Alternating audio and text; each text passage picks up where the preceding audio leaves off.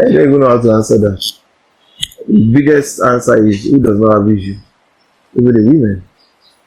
Human beings are different. Yeah. Human beings are finished product of imperfection. Wow. That varies along the line. You can pick your variations along the line. So we always have issues.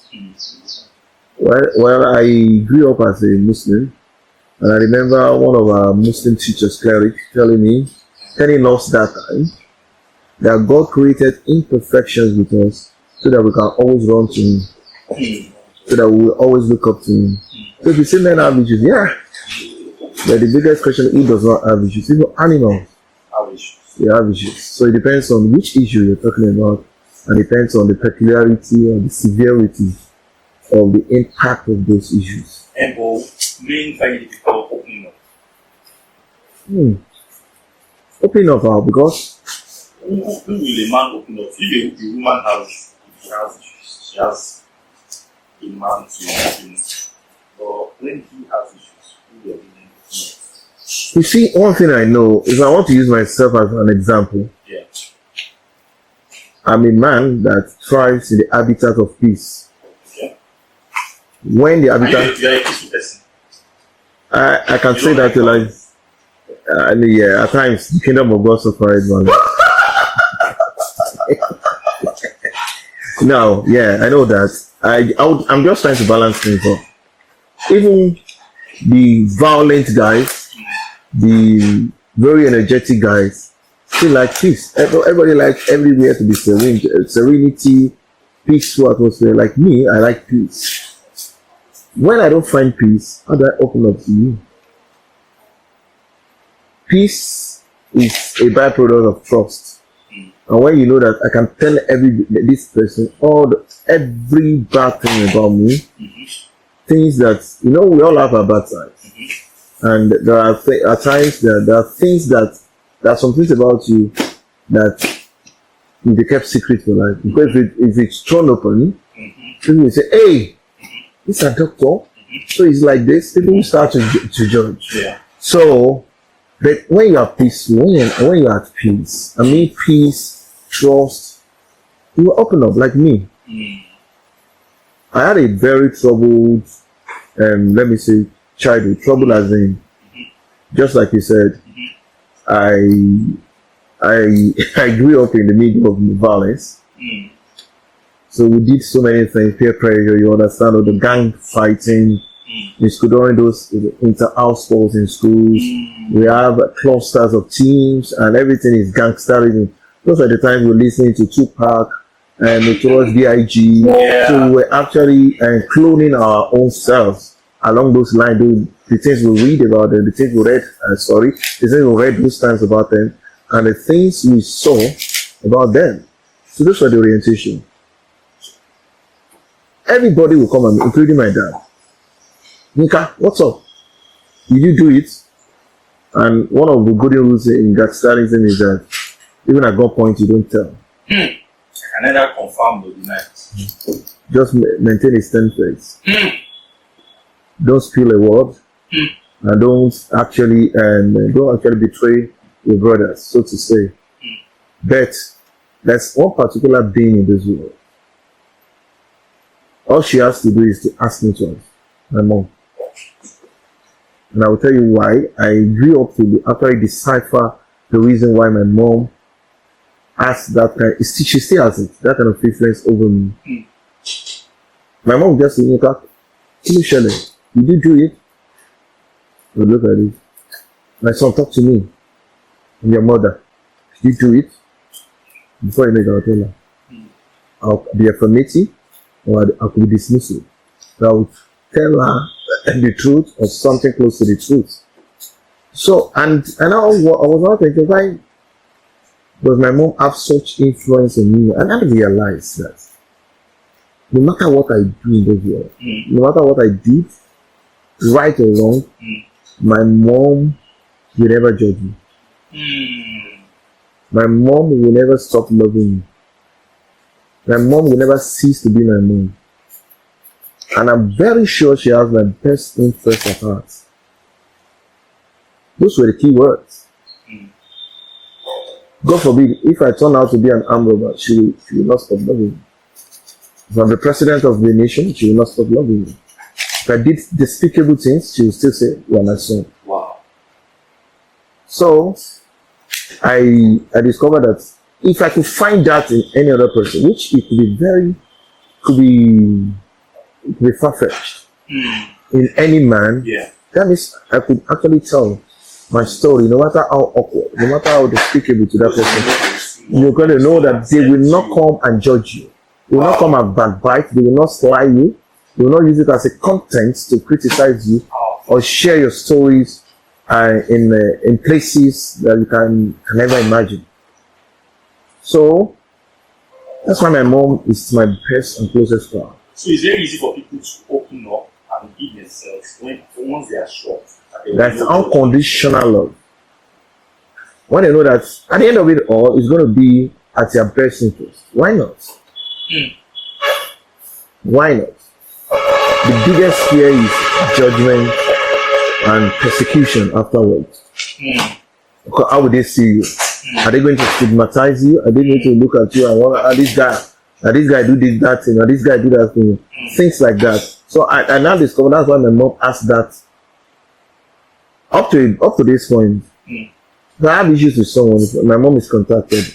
Just Yinka, this is what I want you to do. I'll grudgingly accept, but I'll still accept. But I know, number one, she's not against me. She can never be against me. She loves me unconditionally. Because I remember those times she'll be telling me, scolding me, after scolding me, just say, even if it turn out bad, see your mother, and I love you. Those troubled moments, and those were the. But where do you find all these indices, realities among people you interact with daily? Can you find them?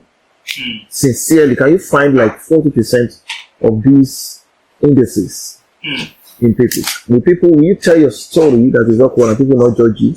Will you even tell your success story and people will not say it's a lie? The way they feel while you're telling your story is even immaterial. It is the aftermath of that discussion, the product of your discussion. That's what matters. Because you could just be trending for very wrong reasons because you tell your story. So that's why people don't open up. And it's a big issue. In fact, marital partners don't open up to themselves. I'm just saying it because these indices are not there. There's no peace. There's no absolute, let's put that adjective. Absolute trust. And love. There's no assurance that after all is said and done, that you still be the same guys you were before, subconsciously and consciously. Wow, this is powerful. So, if you look at all of those things, people tend to keep to themselves. I do that a lot. And my own is not a product of, let me say, I trust my mom. But I discover also, while growing up, during the senior secondary school stage, when we're becoming adults, I discovered that if I consult people about an issue, they give me so much problem, and that they even escalate the issue. If there's a consultation between me and myself, because one of the talents I discovered God gave me is the talent of what I call rumination. Rumination might be physiology to understand the animals that ruminate. I know that my God power is out of this world. Like you always know who the person is. No, I'm just saying when an issue is going on, if I do it deep, I'm talking about deep meditation about the issue. And I will not spare myself, because the number one question I will ask, maybe this will help someone, is I read a book by Miles Moreau. That was a long time ago, and he said something profound. He said, if you are successful, it is your fault. If you have a failure, it is your fault. What does that tell you? No matter what happens to you, this is a point that people don't get to. That's why they tend divert responsibilities. Doctor is the reason why I failed. This is it. What I got, I deduced from that has been standing by my side all the time. Anytime any good thing happens, any bad thing happens, is nothing happens to you without your consent. You must have contributed, you must have allowed it somehow. Yeah. So that means there's something you've contributed towards that event, whether awkward or nice. So what I feel like the first thing I do is that, how did you feel? If it's awkward, what did you do? Why did you? Okay, if I decipher it, then that's my springboard for coming out of the issue. And if it's a success story, I would look at myself and say, hey, who did you give arms to? I'm just joking. Yeah. Maybe I was going along the street, give me money. What are the things that you did for the past 1 week that culminated to this success? I'll look at it and I'll make sure I stay on that path. So that's one thing, God, and I discovered that. So I like internalizing issues. I don't like, because just like I said, people most times, mark my words, most times don't have your best interest at heart. Wow. There's something profound about what you just said now is, once people are sure that you will not judge them, you will accept them, you will love them, regardless of. They have to be sure. You know, people will open up. Yes. Especially men. They will. Men. Trust me, they will. And many men are opening up so many things. You can just imagine. And they deal with it through diverse means. I have friends. Some of them, we even open up to a girlfriend. They're showing them temporary or temporary affection. Relief, yeah. They just open up to them. I have a friend that when he has his business is eating a snack, maybe he's getting to a point. Yeah. He has a girlfriend that he always activates to discuss business with her. Because he knows once he discuss that, there will be a will. There will be a will. Wow, and he has a wife that he cannot discuss. He has a wife. Wow. He has a wife. You see, another thing, I'm sharing my own personal philosophy. Yeah. I did research about human behavior to a point that I discover profoundly, I'm convinced about it. I'm unapologetic about it. I discovered that it is unfair, the kind of expectations we have on men. Like, it's unfair for me to actually think you are going to behave in a certain way. It's unfair on you because you are going to be imperfect. How you exhibit the imperfections is something that is up for discussion. Yeah. And if you allow me to be myself, you will see it. You will see it. But if I expect doctor to not to spend my money. Ow! Do you know him? Do you know his realities? Do you know his deadlines? Do you know whether he's being blackmailed? Do you know? There are things you don't know. So it's unfair for you to have certain level of expectations about how people will behave towards you. It's not something you can control. The only thing you can control is how you relate with people. Put them in their place. Like now, I can't say I have a bosom friend. I have friends who I use for different reasons. Yeah. I have friends that will give you good family advice. I have friends that will give you good career advice. I have friends that they are social friends. Yeah. And I have praise singers. I have nay singers. So I have all of them. So I just relate with them like that. And the best friendship I have now is within my family. Wow. So that's just the basic truth. So what then can one do? Because I thought that men having friends is a huge thing. What do you think is the way out? How do you think we can build relationship together amongst ourselves? Well, it's all number one. There must be a vibe. Everybody for people who have the same vibe. There must be. When I mean vibe, there must be a connecting point. Yeah, same vibe as there must be a rallying point. Like I can have a friend in my place as well because we are co-workers. That's a rallying point. There's a rallying point. most of my friends are friends that we went to school together. From the early 90s, I still have friends that we've been friends in 1990, 1991. My childhood friends. We might not talk. That was what I called. That was 2 days ago. It's a top guy in immigration. We've been friends for decades. Oh. But they say, Shola Fano. Now this thing I want to do, now this thing I want to do. What do you say about that?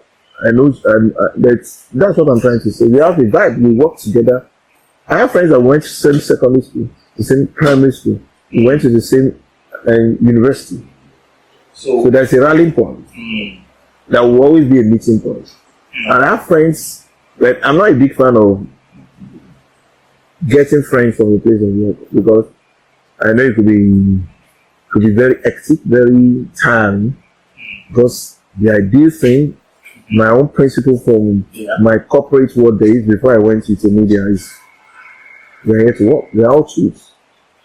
The way the company sees us, they told me that in the MBA class. The way the company sees you, you are just like an engine that will be used, oiled, managed to achieve organizational goals. They are not that important. They are just part of the system. So you have to prove yourself. You have to prove yourself. And you too, you don't like your company. Oh, let me ask you a question. If you can meet all your needs, why will you work? What I mean is not only material needs. Yeah. If you can get satisfaction, like I know most of the things you do are not like what I know about you. Most of the things you do are not because of immediate financial gain. Because you're actually massaging one ego. You're trying to fulfill a vision, and that's part of it. If you can get that as well, why will you work? Employee sees organization as a means to an end. So that's the relationship. They talk about an MBA class in it. So I don't care. So, but just like what you said is that whether we like it or not, we are still friends. We still have friends. I have friends that I go out with. I have friends that I only attend the events. I have friends that, but those communal days, when your cousin is like the best friend, those days are long gone. Wow. It's, let me call it generational evolution, and let me say societal evolution too. And I was telling someone in the office, and I was saying I'll blame it on the movies. When they believe that your stepmother must be a witch, when they believe that your cousin's mother will not like you, will like his son, which it could be true. You know, I discovered those times when we were growing up, I'll do something bad, and before my parent comes, I will have been disciplined. Not even from a family relative, A neighbor, and they will have who dares that? If you spank my child, Alpha. But those times, my mom would say, "Shijari, never mean more than that. What is stubborn?" So I think we don't have that communion again. And look at the way the estate business is going. So I remember when we grew up in Face Me, I Slap You, where we just have different places you sleep. We do almost everything together. You will see the kind of soup your neighbor is cooking. But right about now, I can't live there. I can't. It will not happen. That I will not live in a Face Me and Slap. So now everybody is minding their business. And it's very un-African. That's what I tell people. And my children now, they don't bloody care about. I'm sorry, I hope I'm permitted to use that word. They don't care. They don't care about neighbors. Although I still eating them. When you see a neighbor, I say, why should I greet him? I don't know him. When you don't know someone, when I say someone for the first time, so for the fact that person is elderly, you must pay respect. That's the way we're brought up. You might not prostrate like the conventional prostrate, but you just need a castle, a kushesa. But all those things are long gone, and it's affecting us. That's why we are seeing a whole lot of depressed people around, and people don't talk to themselves. People serve as emergency neighbors. They don't believe in communal friendship, love. It's long gone. Wow. Also, the guys still meet. Yes. Where? In several social places. Social places. Cafe. Bars. And you really understand too. You know, we are in this thing together. Yeah. What we call deals. Yeah. Responsibilities, especially compulsory deals. Yeah. Because I remember in my days in insurance, we have insurance policies, we have compulsory insurance policies. That is not negotiable. Yeah. And to make ends meet, to be responsible. That's why, jokingly, one of my friends said in the gathering, he said, oh boy, said that guys that are not responsible, they don't know what God did for them. Guys that don't have serious needs or compulsory needs. No, they have it. You know, it's in some people's makeup. They don't care. Oh, your children go to school, they don't care. It's not as if they are wicked. It's not as if they are irresponsible. Like, it's not just in their makeup. Even while we were growing up, we have our father's friends. They were like that. We have our father's friends that will leave the house for 3 months and still come back and say, "Ah, what about me there? And it's the makeup of some people. They don't. We have them in school. We are writing exams tomorrow and they are still partying. They don't take anything serious. Not even their own life. Some people are just like that. They are carefree. They say, and funny enough, those kind of people live long. Because they don't put anything on that. And they say they don't know what God did for them. That the guy was saying that his rent will expire in the next thing. It's already under pressure. How do I raise 850 pounds? From 0 to 850, how do I raise this? But some people don't care. Even if the landlord comes and shout, and they don't care. He said they don't know what God did for them to make them to behave in such a way. And I know you have an example of people like that. They don't care. I don't know.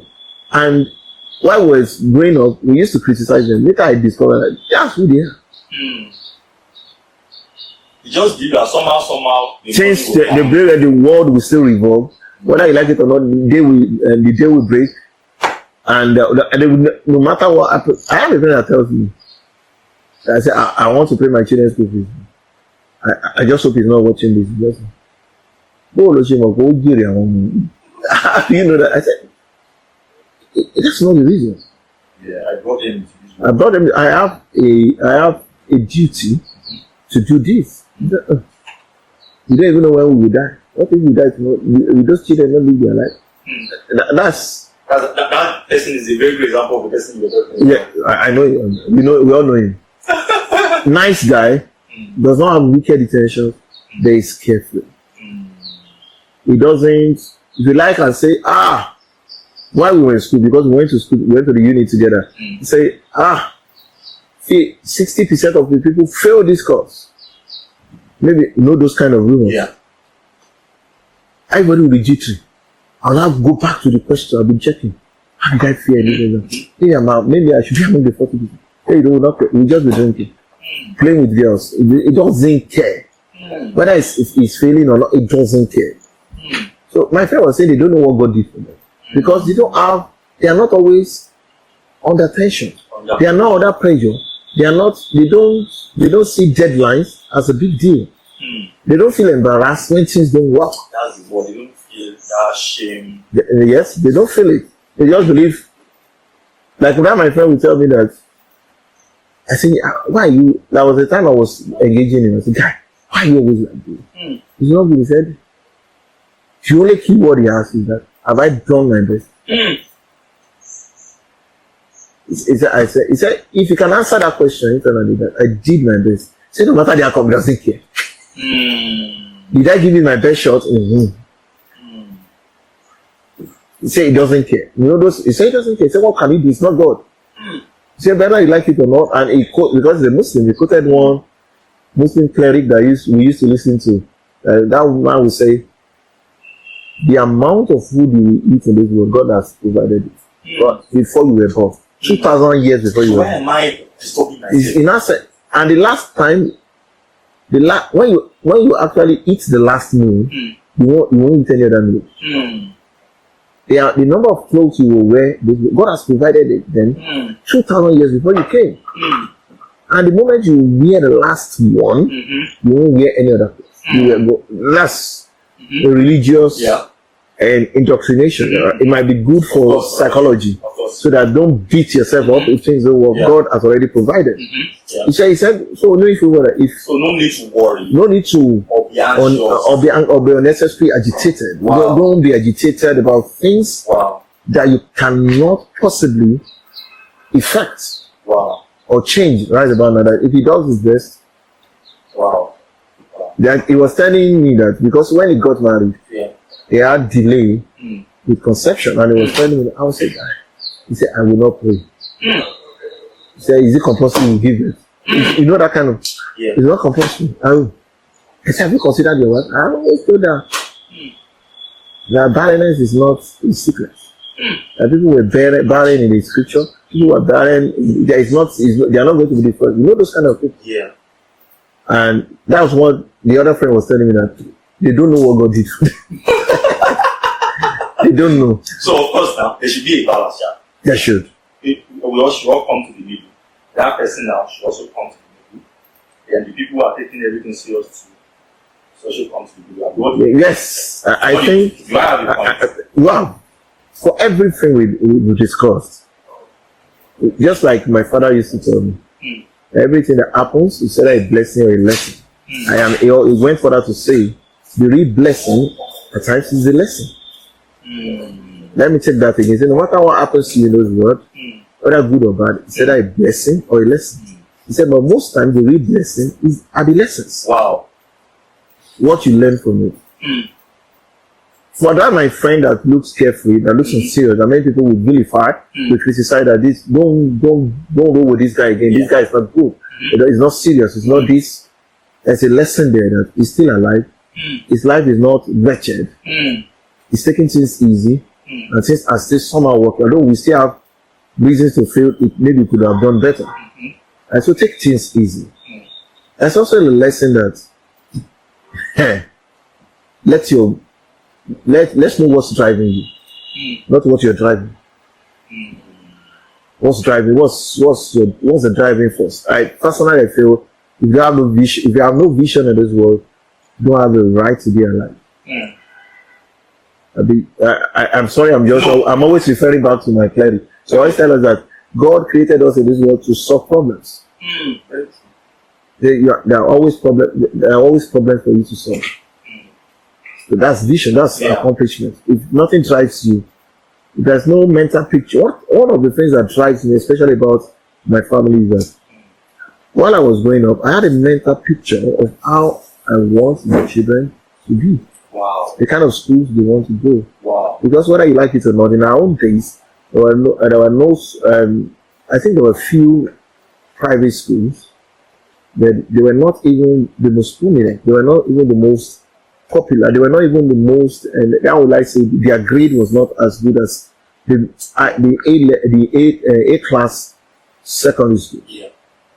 But my father, even when I knew that, I remember I was telling someone in the office yesterday, like, how much did I pay for wine? I said, less than 200.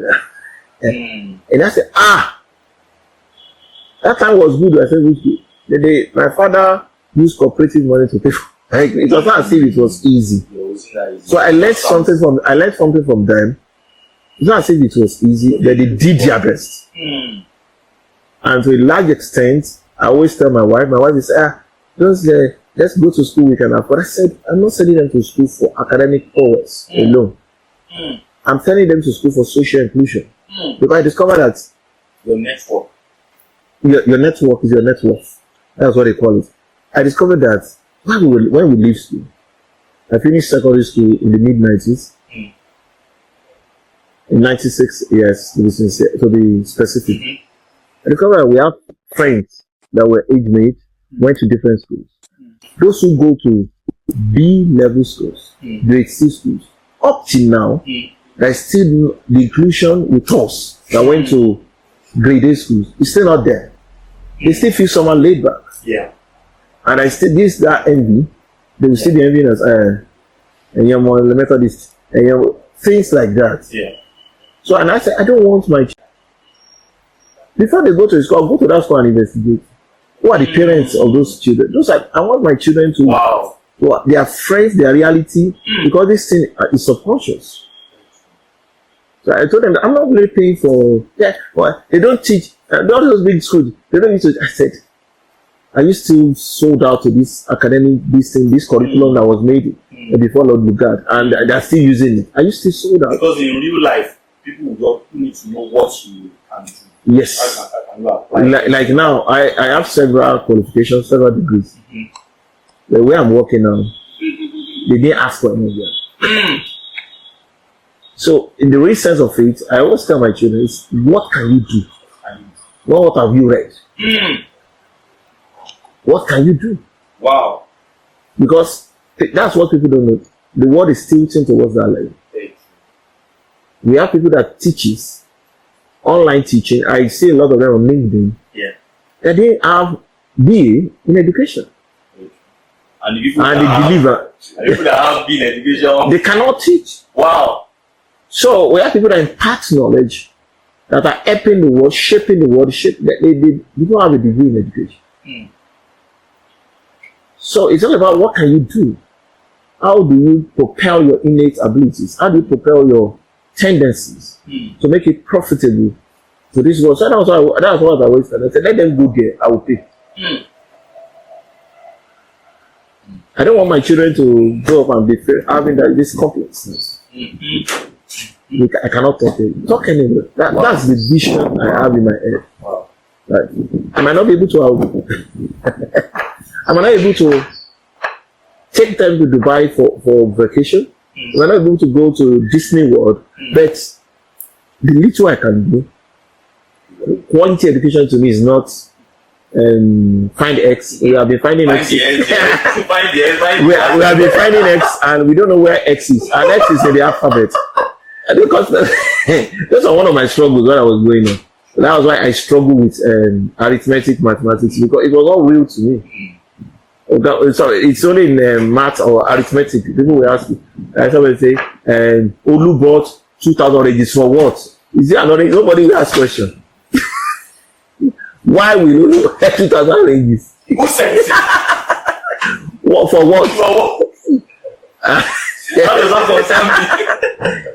I could not relate until I when I was in high school, I came to realization that I wasn't going anywhere without a good grade. But that was when I took it. And trust me, it's one of the most understandable, interesting subjects of course in the world. Because it's I think I also discovered that very late. I discovered very late, and it helps me too. When they say, because I had a friend that time, a female friend, that taught me maths, WAEC standard, for 2 months. I had almost zero knowledge about it. And I made 6.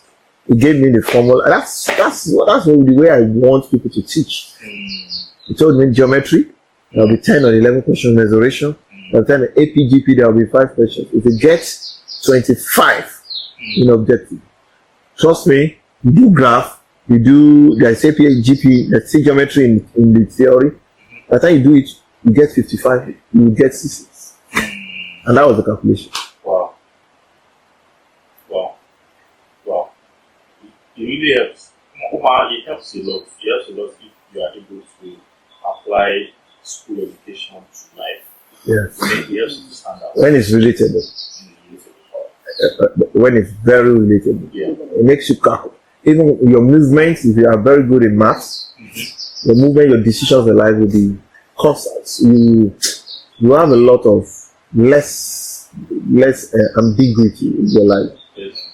Everything will just be same. You just be solving everything as simple as you can. To cope with relationships as it grows is that they forgot the part that one of the major characteristics of a living thing is growth. So that means they don't only grow, everything they are involved with grows with them. Like me, I have been married for 14 years now. I'll be 14 in August. I've known my wife for 17 years. So the woman And my wife now is never the girl she was when I met. Mm. She has grown.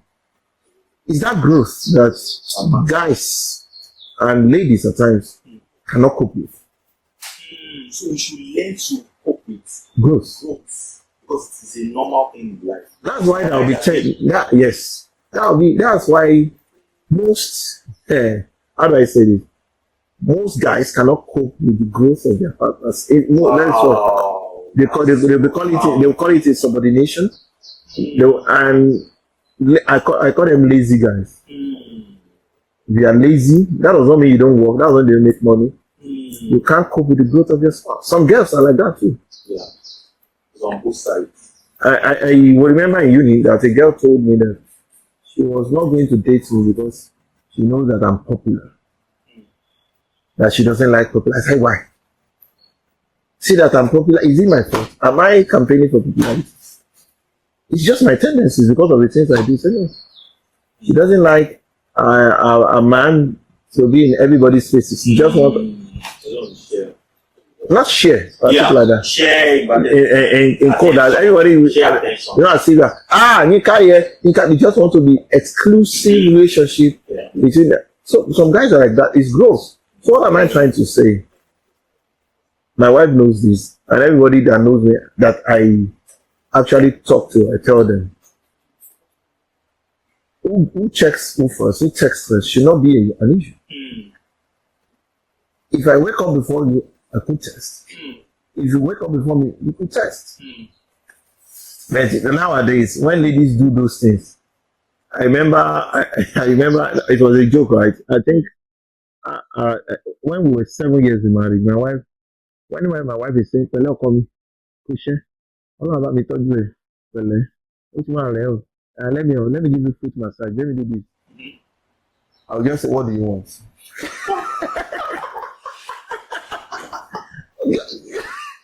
I say, okay, what is it? Kilo shele. Nothing. Actually. So, and I always tell her that it doesn't have to be like that. But thank God she's changed now.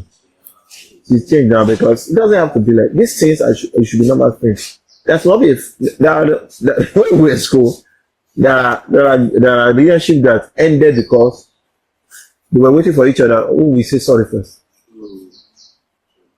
Me, I will never say so. I will never. They will say it. Some people will say, even if I know I'm at fault, I will never say so. They are waiting. So it should not be like that. Who texts first? Who tell you I will miss you? It should just be something that will flow naturally. If other things have been sorted, if they are not in the seat, if they are truly dating, because that's the key question. Some relationship looks like they are dating, that technically, in the eyes of God, they are not dating. In the eyes of men, they are dating. Because the girl is using, most times the guy, it means to an end. Yeah. And the guy too is just using the girl for maybe illicit, for sexual satisfaction, or for social. There's no deep affection. Yeah. But when all those things have been sorted, you are sure of yourself. Yeah. It even happens in marriage. Yeah. I remember a guy telling me that marriage is calculation. What can you get? How far can this person take me to? So that's why do we even want to marry? Why are we coming? Why are we dating? Those things should be sorted. I remember the reason why I chose my wife. I just open. I didn't care not watching me. That when I asked her out, I remember that time in the popular E3 immediately. Many years ago, when I asked her out, the first question she asked me was, "Why do you want to do this?" No girl has been able to ask me. Before that time, I'll think about it. I'm sure you don't have a girlfriend. You just said, "Why do you want to do this?" Why? And I said, "We are a guy, I'm a lady now. You are a lady, I'm a guy. And I like you, I should date you." She does not do anything until she's able to answer that question. Why? Why are we doing this? And that time, I took everything about her serious. Like, this girl is not that she's perfect, but she has a drive. that I don't do things. Reason that I must be able to. Why am I dating you? So we need to answer that question. But all these things are still material. Yeah. So ladies, nowadays, I know some girls that walk up to a guy and ask him out. You like him? I think those yes. I just thought about it from like that it's not. But I've not, when I was growing up, when I was still open, before I got married, I've seen any girls who impliedly or expressly have come out to me to ask me out. Some will just say, when your girlfriend will not allow you to see. I was thinking she find things like that. They will do reverse psychology. Some will tell you, I love you, let's date. So I don't know what the fuss is all about. It's no big deal. So you are okay with if a girl asks the guy out? I'm okay. If the guy is not talking, go and talk. Well, what if that now affects the guy actually being himself? Because if the lady is not the one asking the guy out, so the guy now will be able to be himself in that relationship. Well, number one thing is doctor. We are talking about a guy that knows himself. For the mere fact that the guy asked you out, why you not talk before? They listen to me. What I'm trying to say is this. For the mere fact that the guy asked me out, does not mean I will say yes. There must be a concord before you talk about the relationship. The girl bears the card and tells you, you will still give the girl assurance. You understand this? The point of what we do at the point of meeting each other, talking stage, asking each other out, it's not as important as the assurances we give each other. The girl too is not stupid. She knows she has to, and she will seek the little time, 2 times that a lady have asked me out. Now, the first 2 months of that relationship, I had a lot of people. Because they were not girls of easy virtue. But they did it anyway, they asked me out. They not say, don't. There was one girl in UI. No, because I asked you out does not mean I'm cheaper. And those were one of the most enjoyable relationships I've had. Because I have to prove myself. I have to. Let me say. So you even say it will make the man to himself. It depends on what the girl. If the girl is a serious-minded person, not a girl of easy virtue, not because she wants his money, not because she wants a job, because she really likes him. Trust me, Nigerian ladies, they will drive you back to take the lead. That time I was not telling that girl, I love you. I was just looking for the right time. Then like you have to show it. If I walk away and you ask you out to. It's not compulsory. When they knew that I've already fallen, then I started peppering me until I began to give assurance. And they will begin to say you're not used to this thing. So so such relationship with such is very easy. It's very easy, but as you why is it now work? Why didn't it? You don't want to know. Doctor. Those times we were dating for social reasons. Those times we were dating, not that we dated because we wanted to marry. That's one thing I learned from the East. Not every relationship leads in marriage. If you know what marriage is, you be careful what you wish for in that man or that lady. You really take your time. You take your time. We were dating not at the time. It's not as if you must. Just a normal. It's normal thing. You must have a girlfriend. Hey, she's my girlfriend. Not that I remember most of those relationships in our days ended because there was no communication.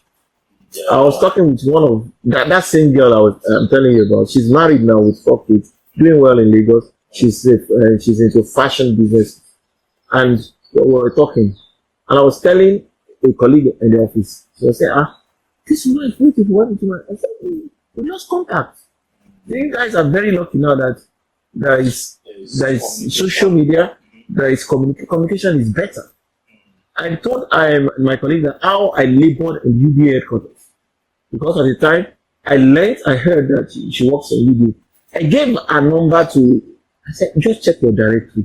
I just need an email address. I just want to, because we lost, she went to Enugu for service. You know, I think she went somewhere up north. I went to Anambra. We just say, I saw your girlfriend. And I just see someone in Ibadan, maybe just say, she's doing well in Taraba. I thought she's doing well in Jigawa. Stuff like that. That's how we don't, I don't know where to write her. But I learned that she's in Leeds. I said, okay, let me go to the head. I gave that, I met, that was when I just gave up. Right? I can't, and funny enough, I used to know their place in Lagos, very close to her, but I went to that place. They moved in, they said they moved to Bafo. You know, I don't have an address. There's nobody to contact. Yeah. So at that time I was telling them that because they were, that was when GSM was becoming popular. Do you have your phone, any phone number of the sister? Just want to call. You know? They were looking at me as a kidnapper. So that was how I gave that relationship in particular did not work out because we would have worked out. That was before I met my wife. If you have not lost contact. And jokingly, I will always tell her that I'm still your husband, that we never broke up. We were good. They said, no, they play. You play my fans. They play. They just say, I said, we never broke up. So it's not as if it ended badly. It didn't work out. And I knew, so one of my friends had issues with his marriage like 5 years ago. Saying, they shouldn't have married his wife. If not for this break in communication, that it was that they were in the north and the family of the girl relocated back to the south. Wow. And that he came to the south, he came to Oshogbo to people side, not knowing that they were not even in Oshogbo. They were in a suburb. We got to know that later that was the care for her that she has always known.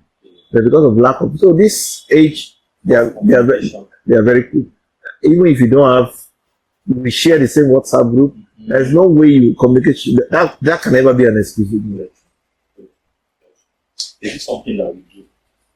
What do you think about this show? What do you think about the chat we have today? Yeah, yes. Sure. How? I don't know. I don't want to lavish adjectives. I had fun. This is one of the things I love doing. I love talking about real life issues. Apart from being a sportscaster, I love it. I've always loved it, and I hope I've been expressive enough. Yes. Real. He dropped so many posts, so many statements, powerful statements. Now you want to make me blush. I don't know how powerful. I dropped my quote. He knows it was one that added the adjective powerful. Thank you very much for coming. Thanks for always. Sorry. Thanks for having me.